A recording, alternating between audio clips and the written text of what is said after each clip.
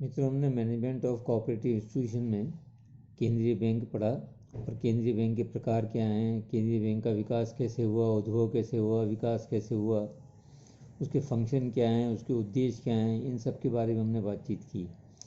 आज हम केंद्रीय सहकारी बैंक की सदस्यता के बारे में बात करेंगे। केंद्रीय बैंक की सदस्यता कैसे ली जा सकती है, कैसे की जा सकती है। केंद्रीय सहकारी बैंक की सदस्यता, membership of central cooperative banks.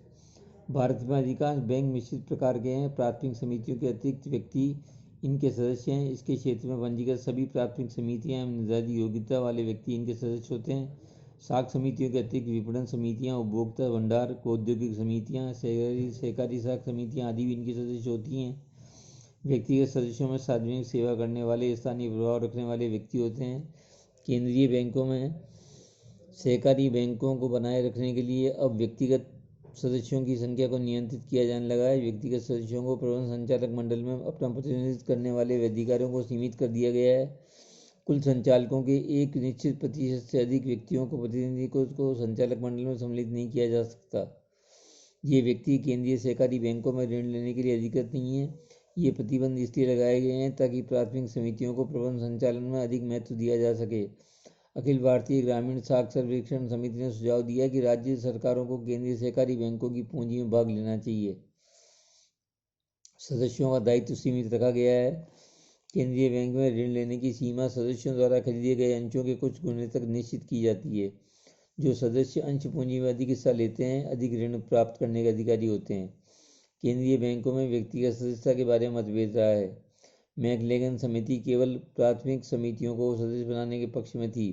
उसके अनुसार निजी व्यक्तियों को सदस्यता नहीं दी जानी चाहिए। केंद्रीय बैंकिंग जांच समिति ने व्यक्तिगत सदस्यता प्रदान करने के विचार का समर्थन किया। अखिल भारतीय ग्रामीण शाख सर्वेक्षण समिति के अनुसार केंद्रीय बैंक की सदस्यता व्यक्तियों को तब तक प्रदान की करनी चाहिए जब तक कि गाँवों में सहकारी समितियों का संगठन स्थापित न हो जाए। मेहता समिति ने व्यक्तियों को अधिक संख्या में सदस्य बनाने पर विचार का विरोध किया। भारत में केंद्रीय बैंकों में व्यक्तियों को सदस्य बनाने की भावना कम होती जा रही है। इसके बाद है केंद्रीय सहकारी बैंकों का आकार एवं कार्यक्षेत्र। केंद्रीय सहकारी बैंकों का कार्यक्षेत्र इतना अधिक विस्तृत अवश्य होना चाहिए जिससे वे बैंक एक सुदृढ़ आर्थिक इकाई के रूप में कार्य कर सकें। यहाँ सुदृढ़ आर्थिक इकाई का तात्पर्य उस इकाई से है जो कम से कम इतना लाभ अवश्य अर्जित करे कि अपने दैनिक व्यय पूरे कर सके, पर्याप्त व कुशल कर्मचारियों की नियुक्ति कर सके तथा आवश्यक संचित कोषों का निर्माण कर सके। ये तभी संभव होगा जबकि बैंक कार्य क्षेत्र विस्तृत हो तथा व्यवसाय पर्याप्त हो। लेकिन बैंक का कार्य क्षेत्र इतना अधिक विस्तृत भी नहीं होना चाहिए कि बैंक अपने क्षेत्र की प्राथमिक शाख समितियों की पहुंच के बाहर हो जाए, अर्थात वह प्राथमिक समितियों को कुशल सेवा प्रदान न कर सके। आरंभ में केंद्रीय बैंकों का कार्य क्षेत्र सीमित था, अतः वे सुदृढ़ इकाई के रूप में कार्य नहीं कर पाते थे।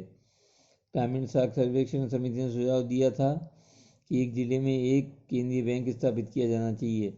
यह आकार बैंक का आदर्श एवं अनुकूलतम आकार होगा। समिति ने आर्थिक इकाई के स्थान पर सुदृढ़ इकाई की स्थापना पर अधिक बल दिया था। समिति का विचार था कि एक जिला एक बैंक की नीति अपनाने से केंद्रीय बैंक सुदृढ़ इकाई के रूप में कार्य कर सकेंगे और प्राथमिक समितियों के प्रति अपने दायित्वों का निर्वाह भी वही प्रकार कर सकेंगे। रिजर्व बैंक की ग्रामीण एवं सहकारी शाख संबंधी स्थायी सलाहकार समिति ने ऐसे बैंक को स्फूर्तवान इकाई समझना चाहिए जिनकी ऋण व्यवस्था 1 करोड़ रुपये हो और कार्यशील पूंजी 1.20 करोड़ रुपये के बराबर हो। लेकिन एक जिला बैंक का आदर्श एवं अन्य किसी भी आदर्श से अधिक स्थायी एवं उचित होगा। अतः एक जिले के एक बैंक की नीति का अनुसरण किया जाना चाहिए। इसके बाद है शाखा बैंकिंग। केंद्रीय सहकारी बैंकों की कार्यालय जिला मुख्यालयों में स्थापित किए गए हैं। एक जिले में अनेक प्राथमिक समितियां, कार्य समितियां होती हैं। उनके कार्यकलापों में वृद्धि होने के कारण यह अनुभव किया जाने लगा है कि केंद्रीय बैंक का मुख्यालय इन समितियों की समस्याओं को सुलझाने में असफल रहा है। अतः ग्राम व जिले के मध्य स्तर पर केंद्रीय बैंकों की शाखाएं खोलने की आवश्यकता अनुभव की गई। ग्रामीण शाख सर्वेक्षण समिति ने ग्राम व जिले के मध्य स्तर पर केंद्रीय बैंकों की शाखाएं खोलने की आवश्यकताओं पर बल दिया। ये शाखाएं तहसील या खंड स्तर पर खोली जा सकती हैं। इसका लाभ यह होगा कि संबंधित तहसील की प्राथमिक समितियों को ऋण संबंधी क्रियाओं को निपटाने का कार्य शाखा कार्यालय द्वारा ही पूरा कर लिया जाएगा। इससे कार्यों में अनावश्यक विलम्ब नहीं होगा। ये शाखाएं ग्रामीण बचतों को आकर्षित करने में महत्वपूर्ण योगदान दे सकती हैं।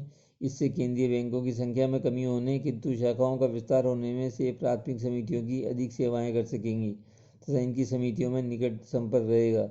भारत में अधिकांश राज्यों में केंद्रीय बैंक की शाखाएं स्थापित की जा चुकी हैं तथा इनके विस्तार के लिए प्रयास किए जा रहे हैं। यद्यपि शाखा का विस्तार हुआ है, लेकिन यह देखने में आया है कि इन शाखाओं ने प्राथमिक शाखा समितियों को ऋण सुविधाएं उपलब्ध करवाने के कार्यों पर अधिक ध्यान नहीं दिया। इन शाखाओं का मुख्य उद्देश्य ग्रामीण बच्चों को आकर्षित करना था, लेकिन अधिकांश शाखाओं ने इस पर कोई ध्यान नहीं दिया। इससे ये अपने मुख्य उद्देश्य से भटक गई। अतः शाखाओं को ग्रामीण बच्चों को आकर्षित करने के लिए विशेष प्रयास करने होंगे। कुछ राज्यों में केंद्रीय बैंकों का निर्माण हुए अधिक समय नहीं हुआ है। अभी तक इनके मुख्य कार्यालयों की संगठन व्यवस्था भी नहीं जम पाई है। अतः ऐसे बैंकों द्वारा शाखाएं खोलना उचित नहीं होगा। शाखाएं खोलने के पूर्व बैंक को यह देखना होगा कि इसके लिए कुशल एवं प्रशिक्षित कर्मचारी उपलब्ध हों। अतः किसी भी बैंक की शाखा को खोलने से पूर्व यह ध्यान रखना होगा कि यह बैंक स्वयं एवं सुदृढ़ इकाई के रूप में कार्य कर रहा है तथा उसने एक ही निश्चित न्यूनतम मात्रा में व्यवसाय कर लिया है, तभी उसे शाखा विस्तार की अनुमति देनी चाहिए, अन्यथा नहीं। अखिल भारतीय ग्रामीण शाखा सर्वेक्षण समिति 1969 ने शाखाओं में जमाएं बढ़ने के संबंध में कहा कि जमाएं बैंकों द्वारा प्रदत्त सेवाएं, कर्मचारियों की कुशलता व योग्यता, प्रबंध की कुशलता, कार्यालयों की छवि, ब्याज की दर आदि पर निर्भर करती है। अतः बैंकों को इन सब पर ध्यान देकर के अपनी जमाएं आकर्षित करने का प्रयास करना चाहिए। इसके बाद है कार्यशील पूंजी के स्रोत,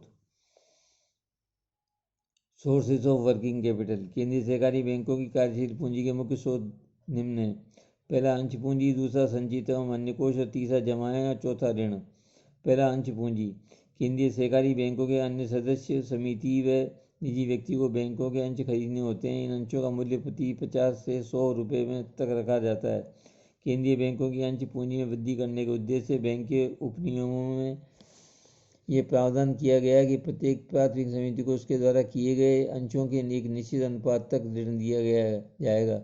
इस व्यवस्था के फलस्वरूप अधिक ऋण चाहने वाली समितियों के लिए अधिक अंश खरीदना अनिवार्य हो गया।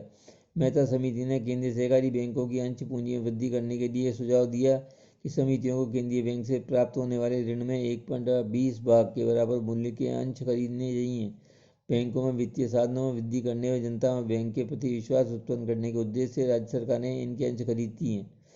योजना काल में केंद्रीय बैंकों की प्रदत्त पूंजी उल्लेखनीय वृद्धि हुई। राज्यों द्वारा केंद्रीय बैंकों की पूंजी में भाग लेने के लिए रिजर्व बैंक द्वारा नाबार्ड द्वारा राज्यों को ऋण दिया गया।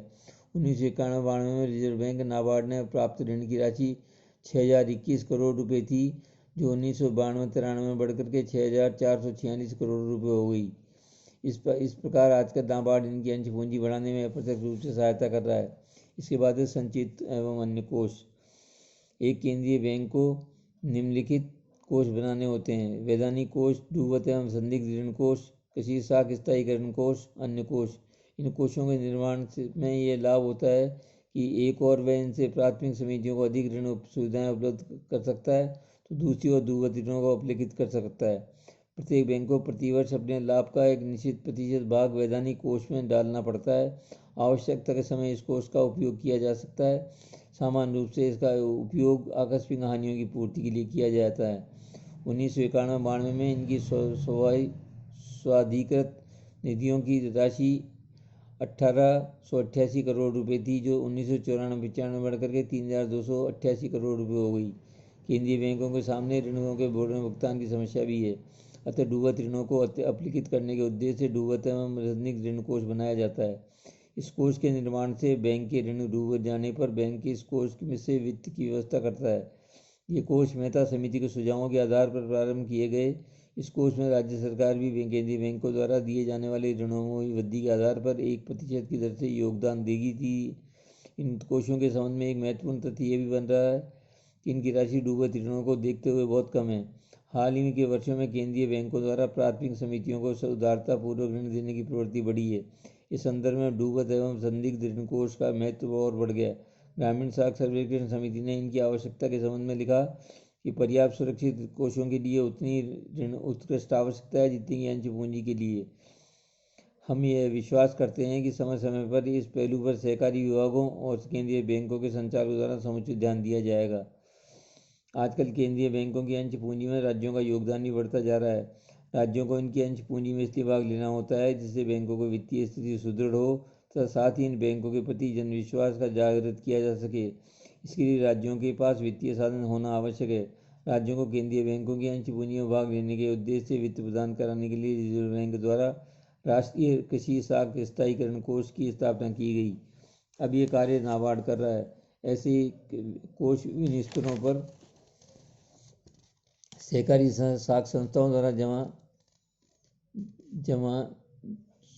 द्वारा स्थापित किए जाने चाहिए ताकि आवश्यक होने पर प्राथमिक समितियों के अल्पकालीन ऋणों की दीर्घकालीन ऋणों में बदला जा सके। लेकिन राज्य एवं केंद्रीय बैंकों के इस प्रकार के कोष पर्याप्त मात्रा में स्थापित नहीं हो सके क्योंकि उनके पास पर्याप्त साधनों का अभाव था तथा इन कोषों के संबंध में निश्चित योजना नहीं बनाई गई थी। केंद्रीय बैंक के निजी कोष भी होते हैं। इन कोषों में अंश पूंजी तथा अन्य कोषों को सम्मिलित किया जाता है। विगत वर्षों में केंद्रीय बैंकों की अंश पूंजी व अन्य कोषों में वृद्धि होने से इनके निजी कोषों में पर्याप्त वृद्धि हुई है। इन कोषों में वृद्धि से बैंकों को ऋण देने की क्षमता भी बढ़ी है क्योंकि कई राज्यों में निजी कोषों के आधार पर बैंकों को ऋण प्रदान किए गए हैं।